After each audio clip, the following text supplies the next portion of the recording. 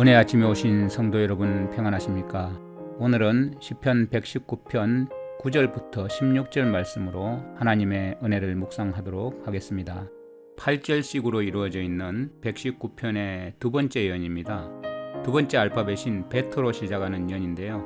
내용은 청년이 그 행실을 깨끗하게 하려면 어떻게 해야 한다고 나와 있는 그런 내용입니다. 청년이 무엇으로 그의 행실을 깨끗하게 하리이까? 오늘날 이 오염된 세상에서 청년들이 정결하게 하고 올바르게 살 수 있는 방법은 아주 간단합니다. 주의 말씀을 따라 사는 것입니다. 주의 계명을 지킨다는 것은 주의 말씀을 마음에 두는 것이고, 주의 율례들을 배우면서 주의 규례들을 선포하고 주의 증거들을 절거하면서 주의 길들에 주의해서 걸어가는 것을 말하는 것이죠. 9절에 청년이 무엇으로 그 행실을 깨끗하게 하리까? 청년 때는 오로지 청년의 뜨거운 열정이 가득하지만 지식과 경험이 부족합니다. 어떻게 하면 청년이 올바른 행실, 거룩한 발걸음을 유지할 수 있을까요? 누구도 이것보다 더 중요한 질문은 있을 수 없을 것입니다. 경건한 삶을 시작하려고 한다면 이 질문을 던져야 할 가장 적절한 시기입니다. 신중하고 지혜로운 사람이 처신하고자 하는 것이 결코 쉬운 일은 아닙니다.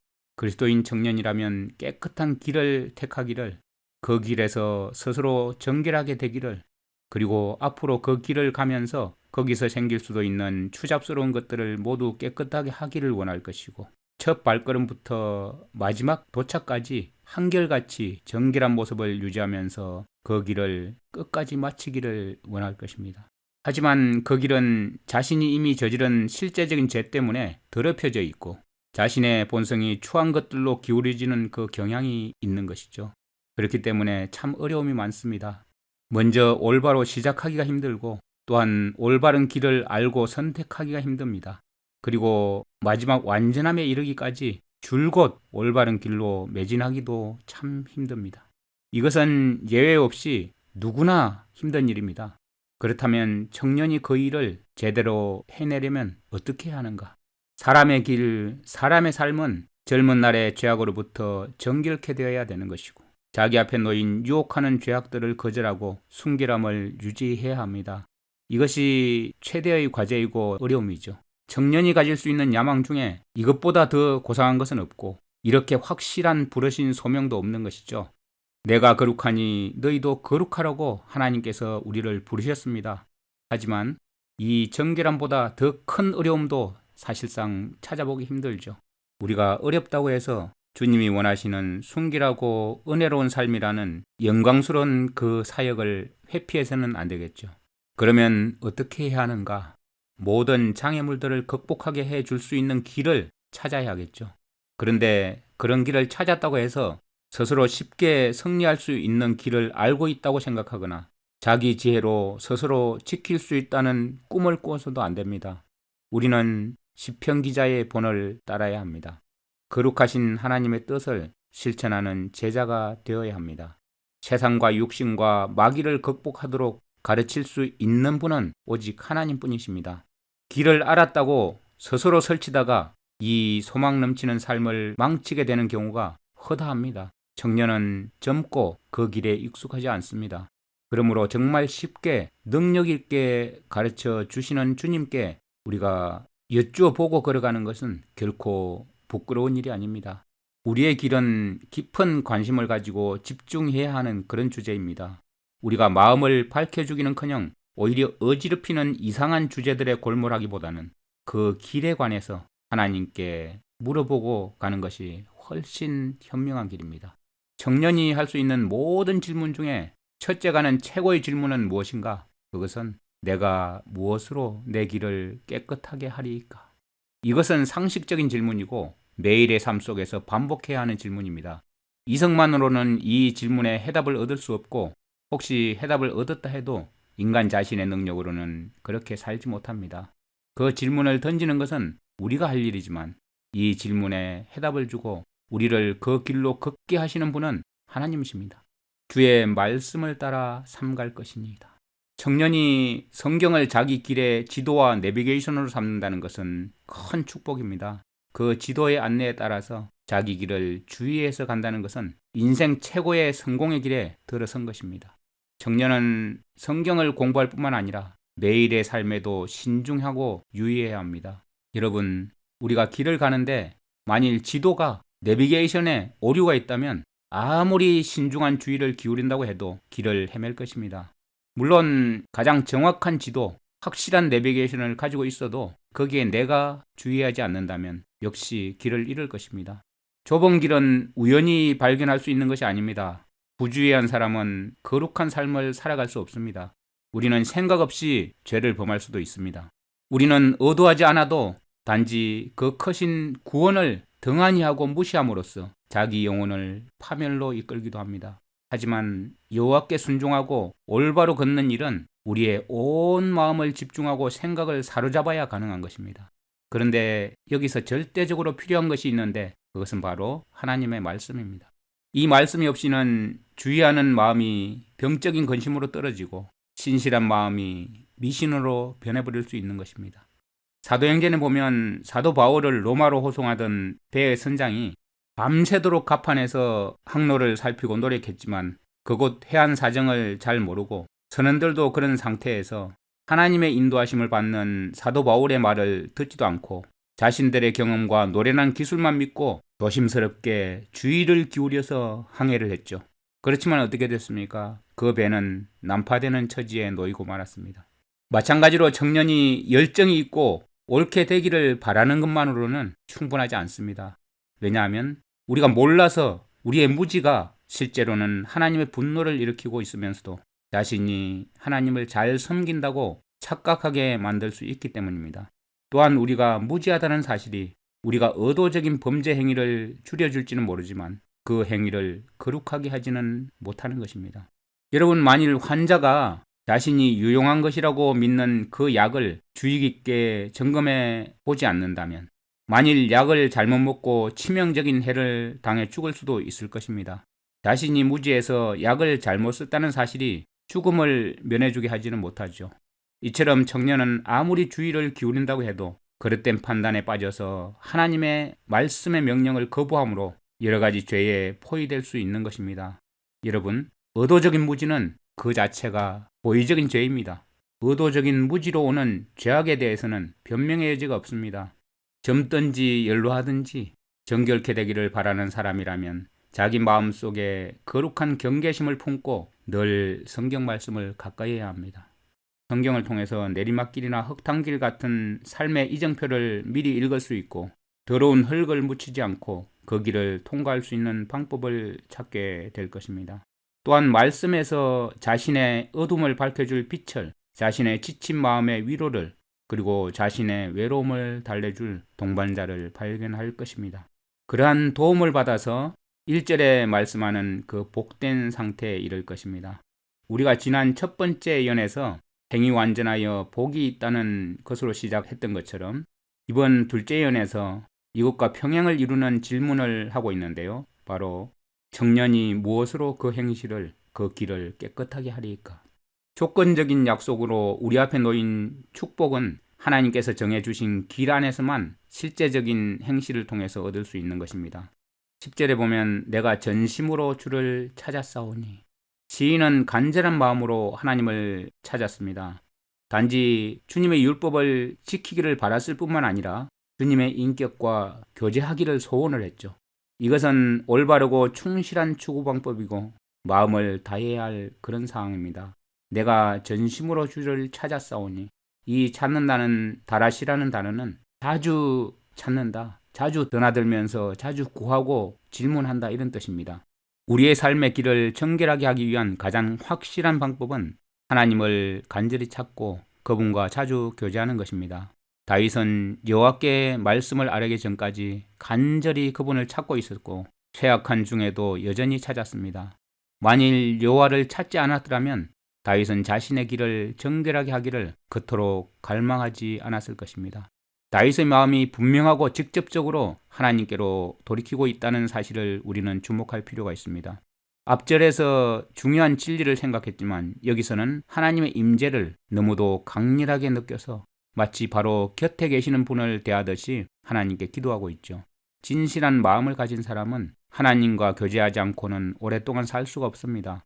다윗의 기도는 자신의 삶의 목적이었습니다. 다윗은 여호와께 간구하고 있고 그분을 찾는 일에 있어서 방황하지 않게 해달라고 간구합니다.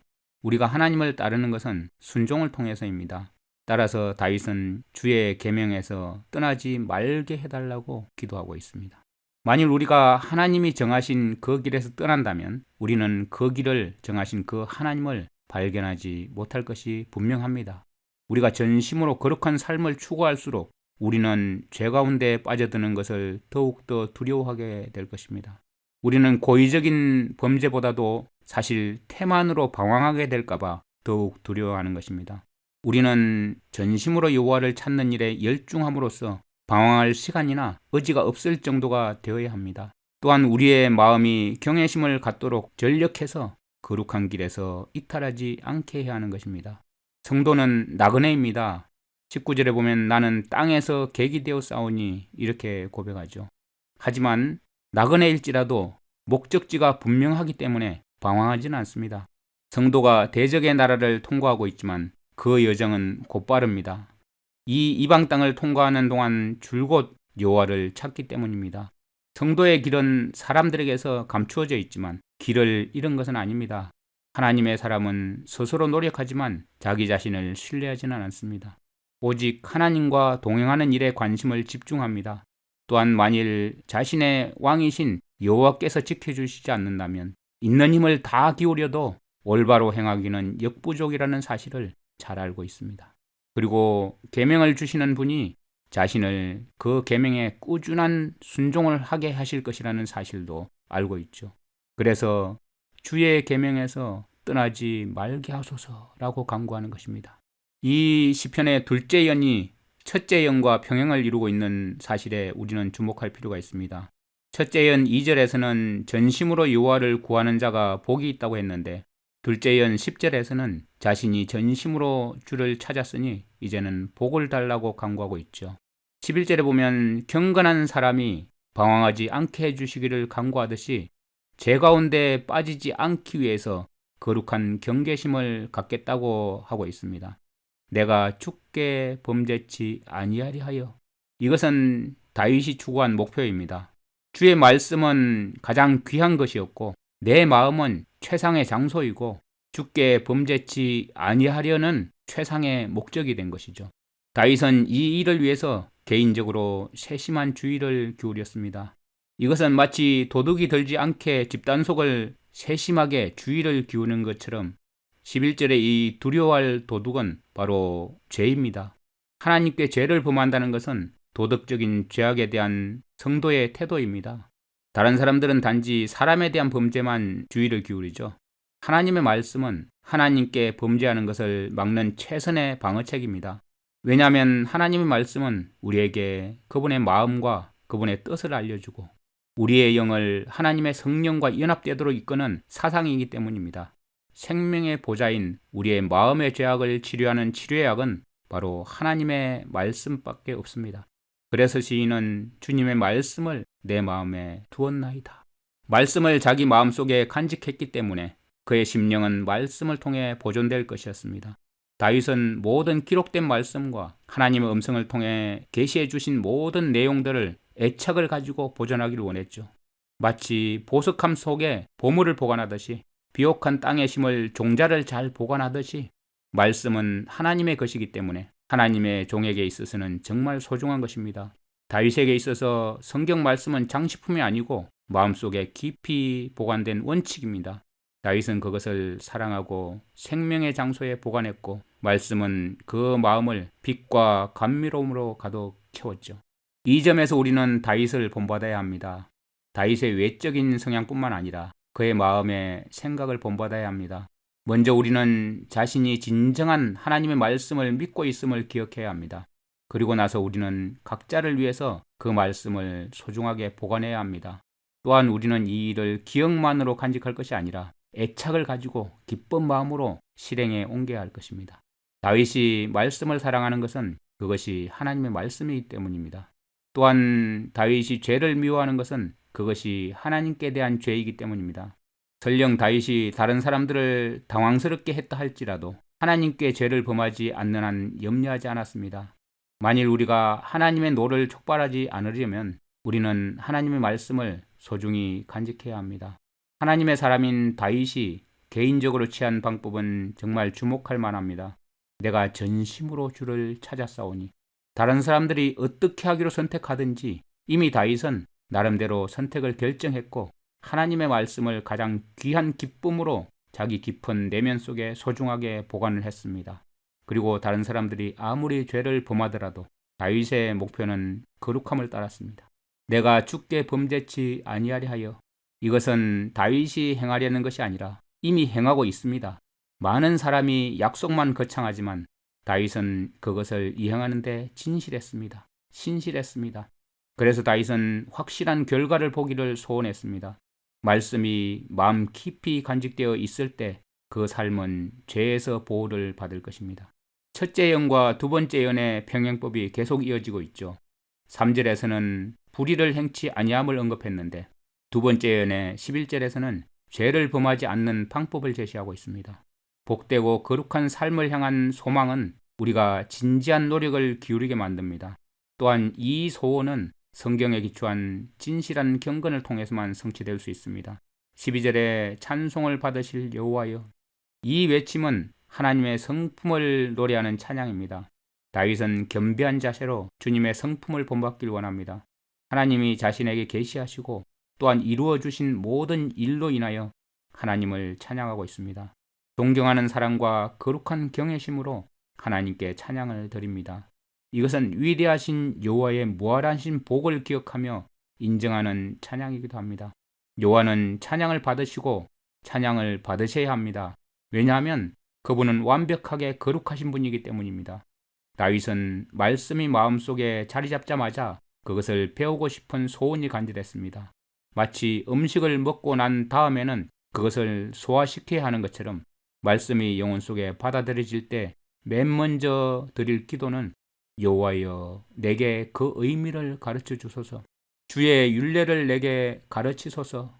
주님께서 가르쳐 주셔야만 비로소 나는 복을 받을 수 있는 길을 배울 수 있다는 것입니다. 주님은 너무도 복되신 분이기에 나는 주께서 다른 이들을 축복하기를 기뻐하실 것이라고 확신하나이다.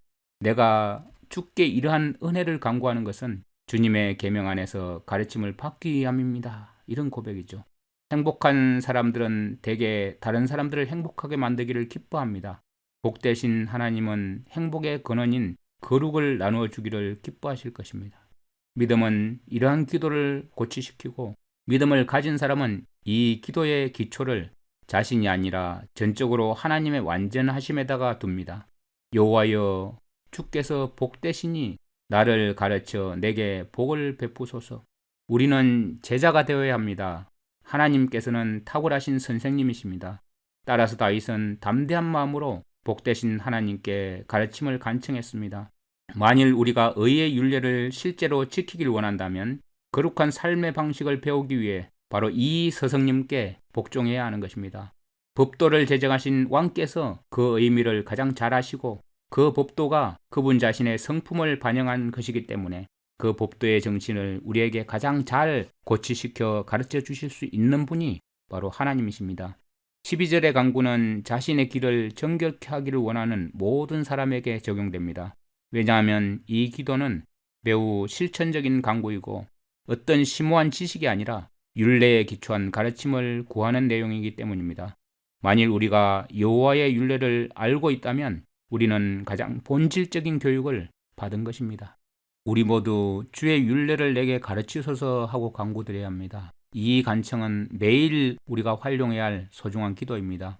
13절에 보면 주의 입의 모든 규례를 나의 입술로 선포하였으며 12절에서의 가르침을 받은 이 제자가 여기서는 선생님이 되었습니다. 선포하고 있죠. 우리는 은밀하게 배운 것을 지붕 위에서 선포해야 합니다. 다윗이 바로 그렇게 했습니다. 다윗은 자신이 알게 된 사실을 모두 선포했습니다. 하나님은 그분의 여러 가지 판단들을 그 입을 통해서 계시하셨습니다. 분명하고 간단하게 계시하신 것입니다. 이것을 반복하는 것은 우리의 의무입니다. 우리는 하나님의 모호하신 음성을 정확히 메아리치게 해야 하는 사람들입니다. 우리는 거울처럼 하나님의 진리의 빛을 그대로 반사해야 합니다. 하나님의 판단들 중에는 계시되지 않은 너무나 심오한 것들이 있는데 우리가 이것들에 대해서는 주제넘게 참견하지 않는 것이 지혜로울 것입니다. 여호와께서 가려놓으신 것을 우리가 벗기려는 행동은 주제넘은 짓입니다. 반면에 여호와께서 계시하신 것을 우리가 숨기려는 것은 부끄러운 짓입니다. 노아처럼 공경한 처지에서도 의의를 전파하는 자는 홍수가 음습할 때 큰 기쁨을 누리겠지만 불경건한 세상은 멸망당하고 말 것입니다. 하나님의 율례를 선포하는 도구로 사용된 사람은 여호와의 약속에 기초하여 간구할 때 분명 응답을 얻을 것입니다. 만일 우리가 하나님의 입에서 나온 말씀에 유의해서 그것을 멀리까지 두루 선포했다면 우리는 자신의 입에서 나온 기도를 하나님이 귀하게 여기실 것이라고 확신할 수 있습니다.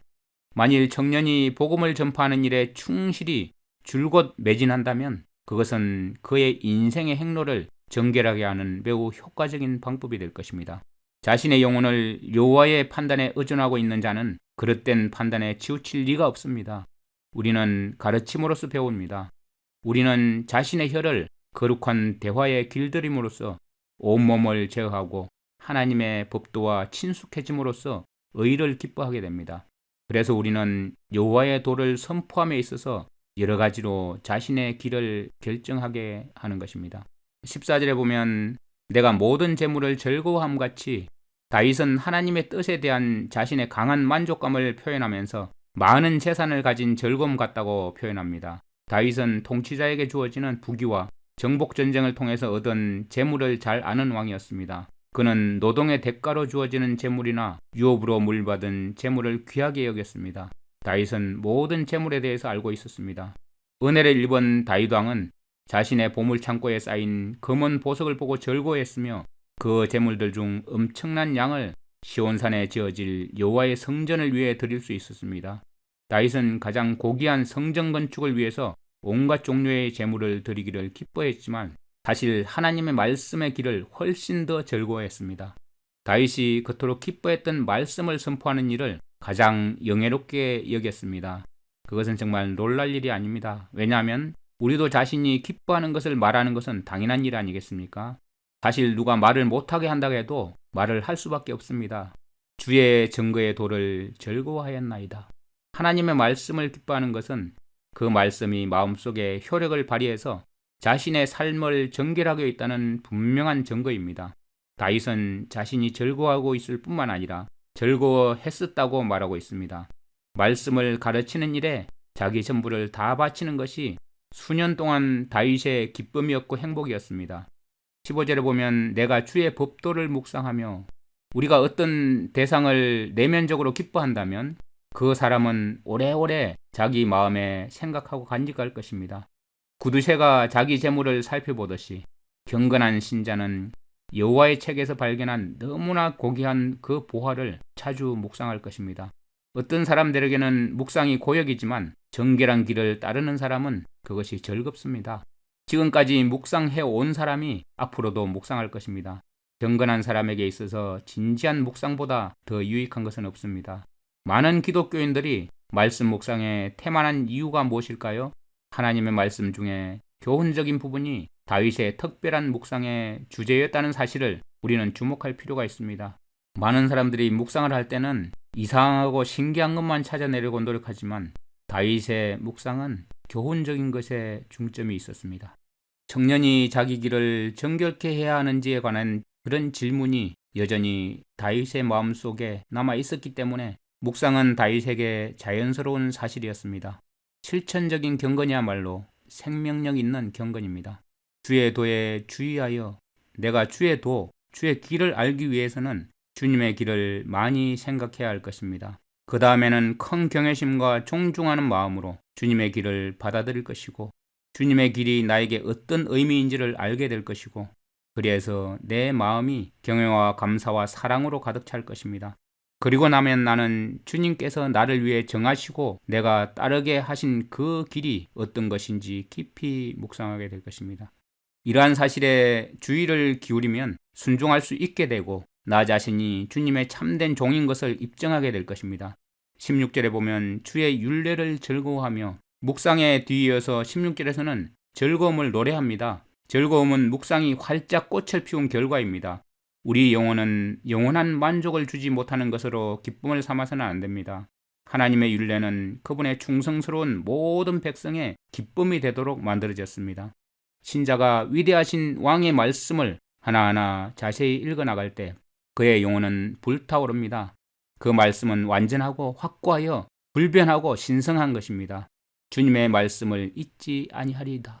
사람들은 자신이 소중하게 간직해온 것을 쉽게 잊지 않죠. 그것을 깊이 묵상하고 자주 말하게 될 것입니다. 하지만 우리의 기억력은 믿을 수 없는 것이기 때문에 내가 잊지 아니하리다 라고 하는 이 결심의 밧줄로 우리를 잘 묶어두어야 합니다. 만일 우리가 과거에 실패했다면 장래를 약속할 수가 없습니다. 하지만 은혜를 통해서 무엇인가를 이루었을 때 우리는 더 많은 일도 할 수 있다는 소망을 기대할 수 있게 되죠. 16절은 8절을 견본으로 삼고 있습니다. 사용된 단어들은 거의 같지만 그 의미는 전혀 다릅니다. 119편의 내용들이 비슷비슷한 내용 같지만 무의미한 반복은 아닙니다.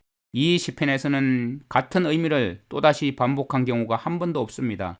각 절을 어느 위치에 두느냐가 그 의미에 영향을 미칩니다.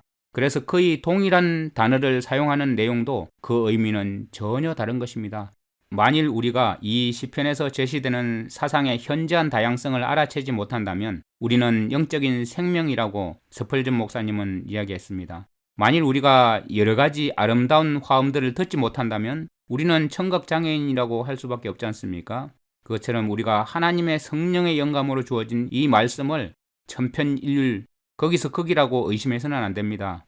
주의 율례를 즐거워하며 주의 말씀을 잊지 않겠다는 이 결심으로 오늘도 승리하시는 여러분 되시기를 간절히 바랍니다. 하나님 아버지, 이 오염된 세상에서 청년들이 정결하고 올바르게 살 수 있는 방법을 하나님의 말씀을 통해서 알려주시니 감사를 드립니다. 이 구구절절 여러 말씀들이 한 말씀도 헛된 반복을 하지 않는 이 하나님 말씀을 우리가 매일 신중하게 주의 깊게 연구하고 말씀을 살핌으로 우리의 생명 양식을 삼게 하여 주시옵소서. 주님의 말씀을 따라 사는 것이 청년이 자기 행실을 자기 길을 정결케 하는 것이라고 주님께서 말씀하셨습니다. 그것은 주님의 계명을 지킨다는 것이고 주님의 말씀을 마음에 두고 주님의 율례를 배우면서 주님의 규례들을 우리가 선포하고 주의 증거들을 절구하면서 주의 길들을 주의해서 걸어가는 것이라는 사실을 우리가 말씀을 통해서 배우게 됐습니다. 이 말씀이 우리에게 생명이 되고 능력이 되고 매일매일 단 하루라도 주님의 말씀을 잊지 않기 위해서 날마다 이 말씀을 기억하면서 주님과 교제함이 우리에게 즐거움이고 행복임을 마음 가운데 깊이 생각하면서 주의 길을 걷는 것이 얼마나 즐거운 것인지 날마다 노래하면서 살아갈 수 있도록 주님 인도하여 주시옵소서. 오늘도 이 말씀이 우리에게 생명과 기쁨과 즐거움과 찬양이 되게 하여 주시옵소서. 예수님의 이름으로 감사하며 기도드립니다. 아멘. 시편 119편. 청년이 무엇으로 그의 행실을 깨끗하게 하리이까? 주의 말씀만 지킬 따름이니이다. 내가 전심으로 주를 찾았사오니 주의 계명에서 떠나지 말게 하소서. 내가 주께 범죄하지 아니하려 하여 주의 말씀을 내 마음에 두었나이다. 찬송을 받으실 주 여호와여, 주의 율례들을 내게 가르치소서. 주의 입의 모든 규례들을 나의 입술로 선포하였으며 내가 모든 재물을 즐거워함같이 주의 증거들의 도를 즐거워하였나이다. 내가 주의 법도들을 작은 소리로 읊조리며 주의 길들에 주의하며 주의 율례들을 즐거워하며 주의 말씀을 잊지 아니하리이다. 아무 아무도 모르는 삶이라 하여도 스치듯 지나는 삶이라 하여도 후회하지 않고 오늘을 사는 것은 가장 귀한 삶을 알미라. 내가 꿈꾸는 일 이루지 못해도 내가 바라는 것 다 갖지 못해도 낙심하지 않고 오늘을 사는 것은 가장 귀한 삶을 알미라. 내가 복음을 알고 내가 복음을 믿고 내가 복음을 전하며 살아간다면 나의 삶은 가장 귀한 삶이야. 내가 예수를 알고 내가 예수를 믿고 내가 예수를 전하며 살아간다면 나의 삶은 가장 귀한 삶이야.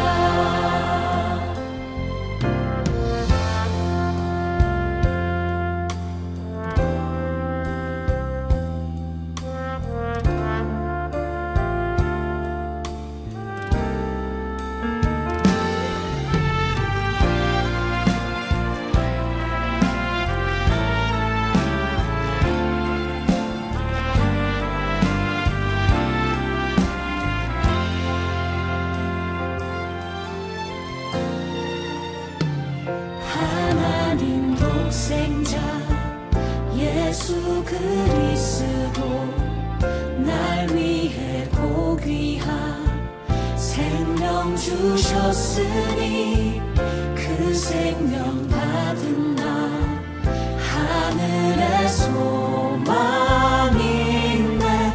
나의 삶은 귀한 삶이라.